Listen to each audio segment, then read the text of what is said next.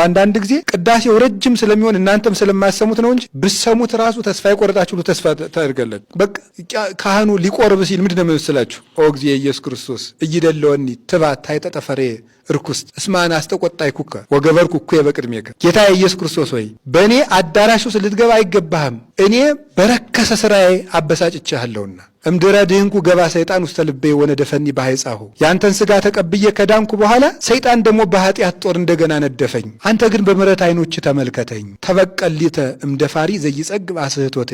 እኔን ማሳት ከማይሰለቸው ደፋር ከዲያብሎስ እጅ አድነኝ ብሎ ይለምናል። የሁሉ ለምኖ በእንተ ዮሐንስ መጥምቅ በድንግል ማርያም ተማጽኛለሁ በበድል እንኳን ዝንቱ ደም ነባቢ ቸልየንቴ መሐር ተዘከር ብሎ ደግሞ የገዛ ስጋ እንድትራራልኝ ያደርግሃል። ስለኔ ይጮሃል። በገዛ ደም ይቅር እንድትለኝ ያንተ ደም ስለኔ አንተን ያራራሃል እያለ ይለምነዋል።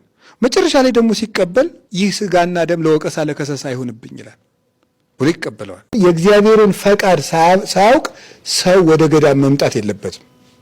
የእግዚአብሔርን ፈቃድ ሳያውቅ እንዴ ገዳም ገብቼ ነው እንጂ የእግዚአብሔርን ፈቃድ የማውቀው ውሸት። መጀመሪያ የእግዚአብሔርን ፈቃድ ማወቅ አለበት በንስሐ አባቱ እየተመራ። የእግዚአብሔርን ፈቃድ ሳያውቅ ዝም ብሎ የገባ ሰው አገር አጥፊ ነው። እውነቴን ነው የምነግራችሁ። ዘመኑን በሙሉ ሲዋለል ነው የሚኖረው። የእግዚአብሔርን ፈቃድ መጀመሪያ ሰው በንስሐ አባቱ እየተመራ ማወቅ አለበት። ፈቃድ እግዚአብሔር መጽሐፈ ፊልክስዩስ ይሄን ያዛል። ፈቃድ እግዚአብሔር በምን ይታወቃል ቢሉ በመምህራን ይታወቃል፣ በመጻሕፍት ይታወቃል፣ በጸሎት ይታወቃል፣ የተጠቀሙ አባቶችን በማስጠየቅ ይታወቃል። ያውቁታል። አሁን እኮ አንድ የቤተ ክርስቲያን መምህር ልመንኩስ ወይስ ላግባ ብትሉት ያውቀዋል። እኔ ያውቀዋለሁ ማለት ነው። እቀጩን ማሁን እኮ ስለ ራሱ እያወራ ነው ከምትሉ ውስጡን ለምን አልነግራችሁም? መሰቃየት ጊዜያችሁ መባከን የለበትም። እኔው ብነግራችሁ ይሻላል ማለት ነው። ስለዚህ ይታወቃል። ማን ነው የሚያሳውቀው? መጻሕፍት ማለት ናቸው። መጻሕፍት ያሳውቃሉ። ማን መነኩሴ ይሆናል አይሆንም የሚለውን አዳምጦ አንድ መምህር አንተ አትመንኩስ ማለት ይችላል። መጻሕፍት ያሳውቃሉ። አንተ አግባ ይለውታል ማለት ነው። አለው የራሱ የሆነ መለኪያ ማለት ነው። መምህር ስትሆኑ ታውቁታላችሁ እናንተ። ግን ባለፈው ነግሬያችኋለሁ ረስታችሁት ነው እንጂ አንድ ሰው መነኩሴ መሆኑን አለመሆኑን ራሱ የሚያውቅበት መጻሕፍት የነገሩን ነገር አለ። ስለዚህ መጀመሪያ ግን ዋናው ነገር የፈለግኩት እግዚአብሔር ይፍቀድ ነው። እስቲ እግዚአብሔር ይፍቀድ በሉ። እግዚአብሔርን ምን ማለት ነው? ርዕሳችን ንገሩኝ እንጂ ማስቀደም። እግዚአብሔር የሚቀድመው መቼ ነው? እግዚአብሔር ብቻ የሚታሰበው። አባግዕኒ ተሐውላ እመብል በጎችም ሳር አንበላም አሉ። በትርጓሜ አቀንተው እምተበልኦ በጎችም አንበላም አሉ ብለዋል ሊቃውንቱ። ሳር ያላበላውን ወይ ያላጠጣውን በግ ዝም ብለህ አርጄ ልብላ ትለዋለህ እንዴ? አሁን ለምእመናን የሚለፋላቸው የሚያስብላቸው ጨርሶ የለም። የሚበላቸው ብቻ ነው ያለው። የሚበላቸው የሚያርዳቸው የሚያወራረዳቸው እንጂ የሚያስብላቸው ጨርሶ የለም። ስለዚህ ተነግሮ አይሰሙ። እንዴት ብሎ ይሰሙ? እንዴት ብሎ ይሰማል? ረግሩ የሰማውን እኮ ነው የሚሰማ። ያልሰማውን ማን ይሰማል? እና እንዲሁ ከገንዘብ እግዚአብሔር ይቅደም። እንዲሁ እውነቴን ነው። ኧረ በንስሐ ልጅም እንደዚያው፣ በምንም እንደዚያው፣ በቤተ ክርስቲያንም እንደዚያው። እግዚአብሔር የሚቀድመው መቼ ነው? እግዚአብሔር ብቻ የሚታሰበው ያለ ታርጋ እግዚአብሔር ብቻ የሚታሰበው መቼ ነው? ያለ ሳንቲም ያለ ምን አለው ያለ ምን አላት እግዚአብሔር ብቻ የሚታሰበው እግዚአብሔር ብቻ የሚታየው መቼ ነው? ያለ ተቀጽላ ፍጹም ውርደት ነው ይሄ። የሳንቲም ድቃቂ የልብስ ላቂ ብቻ እየተከተል እግዚአብሔርን ትተን ስንል ክርስቶስ ዓለማት ሁሉ ያጌጡበት ዕንቁ ነው። ድሆች የከበሩበት ወርቅ ነው ክርስቶስ።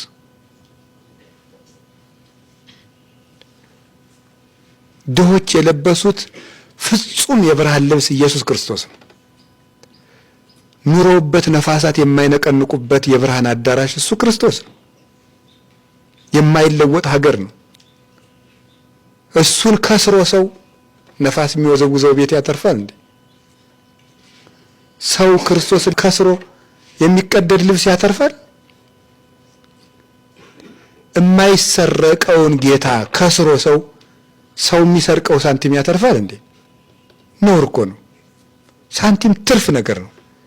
ስለዚህ ዝግቡ መዝገበ ዘበሰማያት ሀበጻጼ ወቁንቁኔ እያማስኑ ብል በማይበላው ነቀዝ በማያበላሸው የሰማይ መዝገብ አብጁ ያለው እኮ ራሱን እኮ ነው የሰማይ መዝገብ ያለው። በጾም ጊዜ ስጋ ማንበላው በግና ፍየል ኃጢአት ስለሆኑ አይደለም። ስጋ በጣም ስጋ ስለሚወድ ከምትወደው ወጥ ይልቅ እግዚአብሔርን ተወደዋለህ ወይ ነው። ምንም ነገር አይደለም። ሌላ እንደሱ ነው ነገሩ። የምንወደውን ነገር በመተው እግዚአብሔርን መውደዳችንን ለመግለጥ ነው እንጂ ፍየልና በግና ከብትና ዶሮ ኃጢአቱ ነው አይደለም የሚተውት። እግዚአብሔርን ከምንወደው ምግብ በላይ እንመርጠዋለን ወይ? ያን ነው የተፈለገው። ይሁዳ ከምር ይልቅ እግዚአብሔርን መውደድ አቃተው። ከ30 ብር ይልቅ መምህሩን መውደድ አቃተው። ተው ማለት ነው። አደገኛ ነው። ምርጫ ነው ማለት ይችን የመምረጥ ጉዳይ ነው አይምሯችን። እግዚአብሔርን ማስቀደም ማለት ከራሳችን ይልቅ እግዚአብሔር መቅደም አለበት። አሁን ብታዩት ነገሩ ኃጢአት እየዘረዘርኩ ኃጢአት እንዳላስተዋውቃችሁ ብዬ ነው እንጂ ጉዳዩ ምንድነው? ችግራችሁ ይሄ ስብከት ራሱ በችግሩ ጊዜ ትዝ አለ ማለቱ ነው የችግሩ ችግር ነው። ይሄ ስብከት ራሱ የዛ ጊዜ ትዝ አይለንም ማለት ነው። ሰበካ ጉባኤ ምናምን ትስ የሊቃውንት ጉባኤ የገዳማት ጉባኤ የምናምን ትስ ምናምን ተብሎ ሲባል ስብሰባው ስታዩት ግን ውረድ እንውረድ አባይ ካለቱ የሞተው ሙቶ ታልቅስ እናቱ ነው። ፎከራ ነው ማለት ነው። ለምንድን ነው እንደዚያ የሚሆነው? ሁሉም ከእግዚአብሔር ይልቅ ማንን ስለሚያስቀድም ነው? ራሱን ነው። እንደው እግዚአብሔርን ማን ትዝ ይለዋል? ጨርሶም ትዝ አይለው። ደግሞ ማፈሪያዎች እኮ ነን። እግዚአብሔር በመካከላችን ይገኝልን። እንዴ ፖለቲካ እኮ ነው የሚመስልናት። ኖር አይደለም እንዴ? እግዚአብሔር በመካከላችን እግዚአብሔር በመካከላችን ካለ እንደዚህ ይባላል እንዴ? ኖር አይደለም?